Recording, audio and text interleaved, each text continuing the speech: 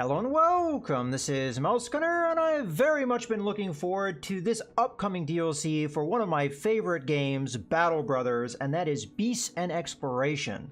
So let's just get right into it. I'm very excited to play. Okay, now I've been looking around a little bit, and I wanted to come up with a name for the company that matched one of these banners. And you know, this one, it's kind of sad, and I think I'm going to call it The Cursed is our group, and we're weeping as a result of this curse because this game can be very cruel, and I think calling us The Cursed is probably going to be appropriate for what we're going to find in the game. Now, as far as the late game crisis goes, the last time I played this I did random, and we ended up with the Greenskin Invasion, and I very much don't want to get the Greenskin Invasion again. So it's really between War and Undead Scourge. Those are the two that I'm thinking of. Now, as far as this DLC goes, it's about beasts, right? So, more supernatural may be a little too far. Maybe it'd be nice to ground it in a more normal conflict, a war between the different noble houses. Or we could go full on, just supernatural, and go with the Undead Scourge. Undead could be difficult. You know what? I think that's more fun. Let's go Undead Scourge. It's all supernatural, all the time. Now, if you want to play the same seed that I'm playing, just input what we have right here, and you can play the same map I'm going to have. Alright, so we should be good to go. Let us continue. Now, as far as the difficulty goes, I'm going to put the difficulty itself, the combat difficulty, which I consider to be most of where the difficulty is, at Veteran. I very much like to have the economy on beginner, because if you do any other difficulty, it can be quite a grind, this game. So I usually play with beginner economy just because I find it less of a grind, and that makes it a little bit more fun for me. Starting funds. Defaulted to high, and probably for the same reason I'm going to keep it that way. Oh, one thing do I want to have permanent destruction or not? I mean, it does, I think, make sense that villages would be able to rebuild themselves. I think permanent destruction was the default, and this is something they added in before. So the first time I would have played this this game would have been during its release, and they have added in a lot of these things that previously were not really options for me. I think I'm going to turn it off. So just making sure here, beginner, veteran, high, that's fine. I'm not going to turn Iron Man mode on just for purposes of recording a series. It makes it easier for me in case anything happens. I'm not going to have lost gameplay. I can always go back to a previous save if anything happens with a recording or something. All right, I think we're ready to go.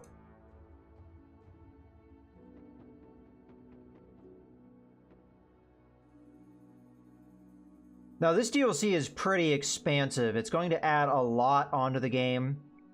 There's going to be a lot of customization options. There's going to be a lot of new creatures and just a number of things. And this is going to be a learning process for me. It's been a while since I've played the game. I did play a little bit before the game came out to try and refamiliarize myself with the game. But even still, with all the new features, it's still going to be a learning process for me. I am a veteran of the game, but we'll see. I'm going to assume that the beginning is going to be the same, but I'm going to read through it nonetheless. It all went wrong. 2 days ago, the company was hired to track down Hoggart the Weasel and his band of raiders, but it was them who found you first. An ambush, some joke about horses cut short by an arrow to the throat. Arrows shooting in from everywhere and nowhere. Men holler and scream, a great volume before death. As the hail subsides, you draw your weapon with the rest of the men, only to collapse to your knees. An arrow has punctured your side. You shout in pain. A harried glance sees the men charge without you to make a valiant last stand. But in force, as steel clashes with steel, you meet eyes with the captain. A last nod before his throat is cut. You're left in command now, but what few men remain. Trembling in pain, you lean on your sword, and with all the will you can muster, slowly rise again. So this is the same start that you'd have from when the game launched. They're going to have a little bit of what I would call the tutorial mission. That guy always dies. That's just the way it goes. You usually are going to start with just these three guys in the back. And what you're going to start with is usually quasi-randomized, although I believe you are always going to have a guy with like a two-handed axe, a guy with a spear like this, although maybe the spear isn't always the same, and your crossbow, but the men themselves and some of their attributes may be a little different. Okay, so we're going to start. Now, if you're not familiar with this game, I am going to try and go through and explain elements of it. So, this is Hogarth the Weasel. We're not likely going to be able to kill him in this mission. As a matter of fact, I've never really tried. Really, all we have to do is kill these two guys. Now, we are going to go in the order that we see here. So, it will be Frederick with the crossbow. He'll go, then Hogarth the Weasel. I know from experience, Hogarth the Weasel is just going to run away. He's a weasel after all. Then it's going to be Wilfred. And then our other man, Jost. And then we're going to cycle back around to the next turn. We can do a number of things on our turn. We can move around. So if I click on a spot, you'll see the little foot marks showing where I'm going to move. And we also get an idea of how many action points that is going to consume. This is a turn-based tactics game that goes on the old school action point system. So every action you do is going to cost a certain number of action points. In the case of moving to this space, it's going to cost me 2. You can see that if I hover over any tile, it will tell me how much it's going to cost. Different terrain will cost different amounts, but generally speaking, 2 is going to be your default. There's also fatigue. Everything you do will build up fatigue as well. For example, moving will cost me 2 action points, but also build up 4 fatigue. If I reach maximum fatigue, I will not be able to make an action if that action were to require the fatigue to spend beyond what I have here in capacity. So, in other words, I get so tired I can no longer function. We have my morale. I think this is pretty self-explanatory, but if it dips down too much, I may retreat or have other ill effects. So ideally, we want to keep that up. We have armor, we have head and body. At the moment, I'm not wearing a helmet or anything on my head, so I have 0. But I do have some protection for my torso, so we have 35 armor there. We have my actual hit points, which are listed here. And we can see this if I hover over any enemy as well. The same base stats are going to be displayed, so I can figure out, you know, how that particular target is doing. And we also have some other things that are showing up there, like double grip, confident. So this guy's morale is really, really high, which is what that blue flag is showing. We can do other actions, like, for example, shoot a bolt. And this is going to tell us how many action points it would cost to do, as well as how much fatigue it will cost, how much damage we can expect, and so on and so forth.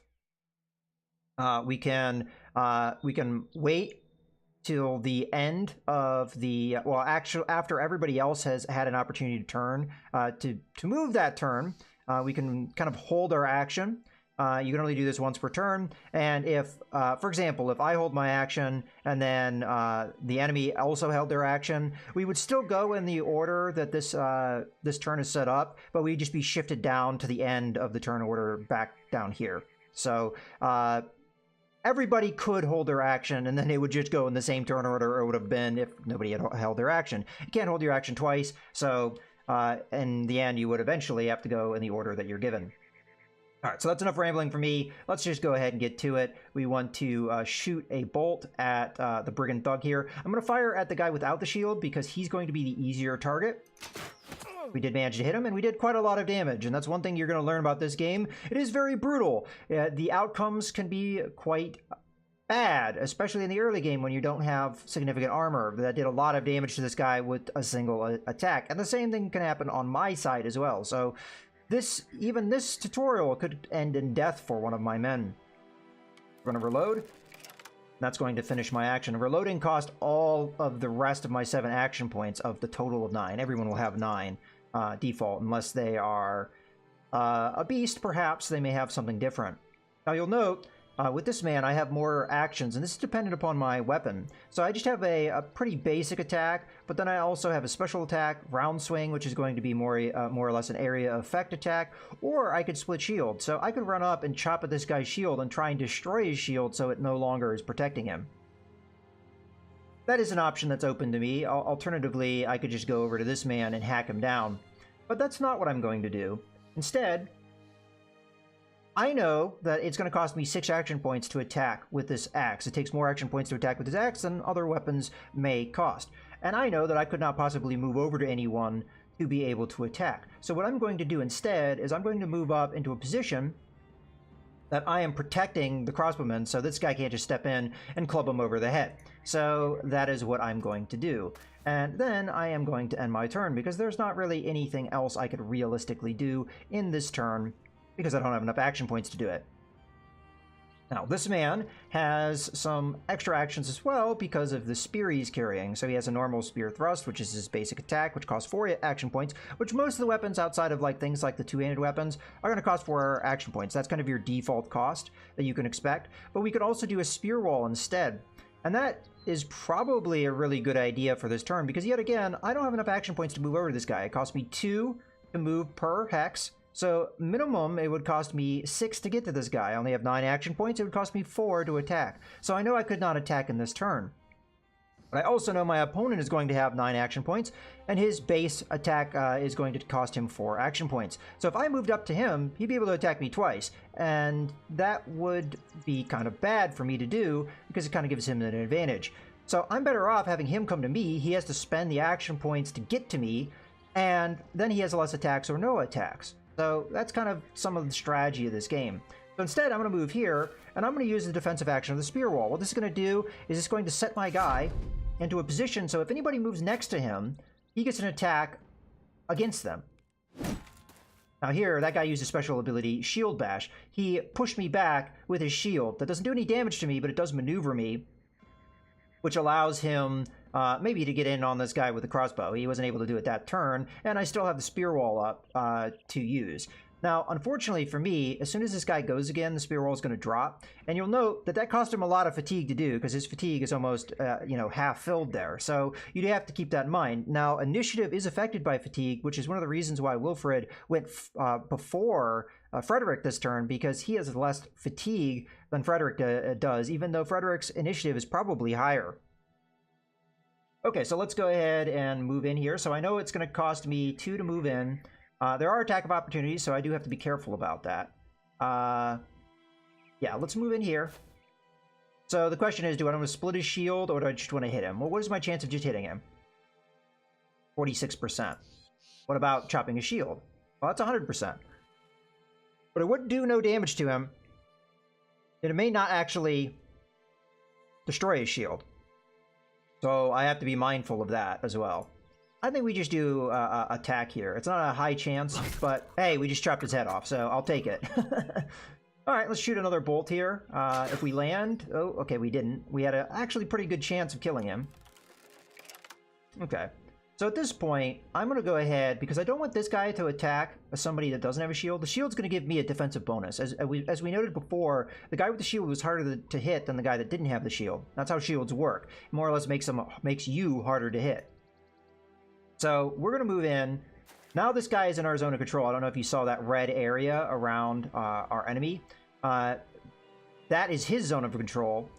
Anyone that is adjacent to another enemy, you're in their zone of control, more or less. And if you try and move out, they get an attack of opportunity on you. So I know he will not be able to move unless he takes an attack of opportunity. So he will not be able to come in and strike at my other men before he has to deal with me. So that's the idea. I could thrust on him, which I have a very good chance of hitting him. Or my other option, with what action points I have, is to put up a shield wall. You'll note I can't do the spear wall because this needs to be done before the enemy contacts you, because it's a defensive action. The shield wall is going to give me higher defense. It's going to make me harder to hit. This is generally a good idea, but it does also build up a lot of fatigue, as we can see here, 20 fatigue. The spear wall was 30 fatigue. So doing these actions, they could be good ideas, but they build up a lot of fatigue. You're not going to be able to do them for very long. I'm just going to go ahead and stab him, because that had a high chance of killing him. There we go. So that was our first little battle. And if you're already familiar with the game, that was kind of a refresher on some of the mechanics behind it, but I'm going to try and explain things to people that have never seen this game before, just in case, so that they can follow along. So this is what happens after every battle. And again, if you're not familiar with this game, the best way to think about it is it's like a turn-based tactics version of Mount & Blade Warband.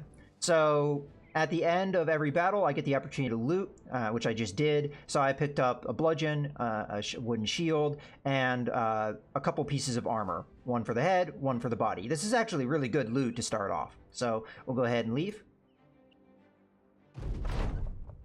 You're alive. You won. The adrenaline fades, and in its wake, you can't help but sink back to the ground. Gritting your teeth, you snap the arrow's shaft, your chest heaves, pain for breath, everything blurs.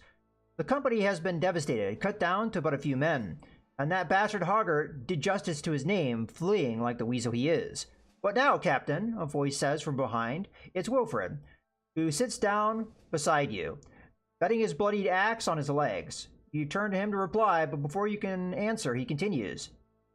Bernhard's dead. They slit his throat. He was a good man and a damn good leader, but all it took was one mistake. That makes you the one in charge now, don't it? Frederick joins the two of you, still breathing heavily. Then Jost. Save the ceremony and anointments for another day. Let's give the men a good burial and return to Kochendorf to collect our pay. The Weasel's men are slain after all. Besides, Captain, we ought to see to that wound before we lose you, too. Wouldn't want to leave Frederick in charge, right? So be it. Okay, and now we find ourselves out on the campaign map. So, first off, we should probably look around. There is going to be an element of fog of war, which you can see in the clouds, but much of the civilized world will be discovered, and this is going to be all of the different little settlements. One thing that's going to be kind of important to look at is what are the noble houses looking like? It looks like they are fairly similar in strength, although we know we're not going to have the war end event. We're going to have the undead one. Although it does look like these guys are much bigger. The black standard with the white antler motif. Okay, we got these guys and the little guys with the fish down here. We could actually look at the different factions if we look at here. So we've got House Vermund, House Harrowinger, and House Rosenving. I will point out that this game has a lot of German names in it, and I probably will mispronounce them badly. I apologize for that ahead of time. But that's pretty much the way this game is going to be and the way my pronunciation is going to be. So every house will have a little bit of a backstory, and these houses will be different every game you play.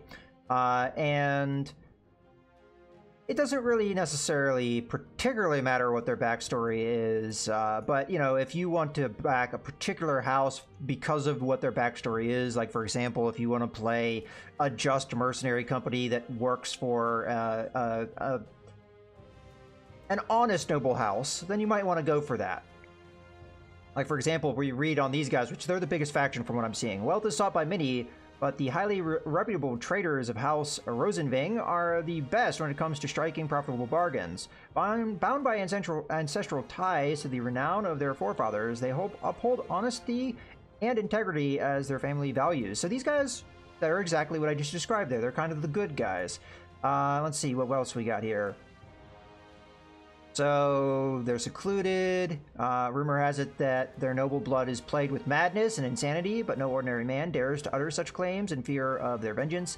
Other noble houses mainly avoid contact. Okay, so these guys are a little interesting. And then we've got these guys. Okay, so these guys are partiers.